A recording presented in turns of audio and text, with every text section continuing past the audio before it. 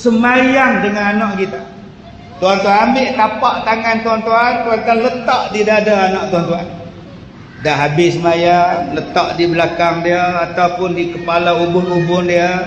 Tuan-tuan baca Allahu latifum bi'ibadih yarzuqu man yasha' wa huwal qawiyyul aziz.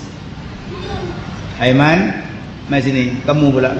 Allahu latifum bi'ibadih yarzuqu man yasha' wa huwal qawiyyul aziz.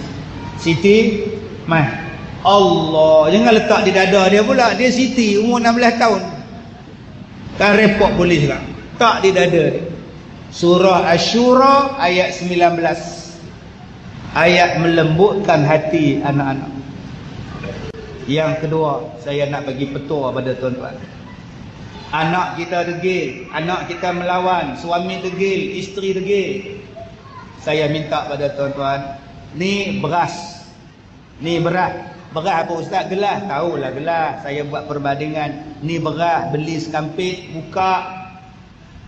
Tuan-tuan baca pada beras tadi surah Taha ayat 55. Minha khalaqnakum wa fiha nu'idukum wa minha nukhrijukum taratan ukhra.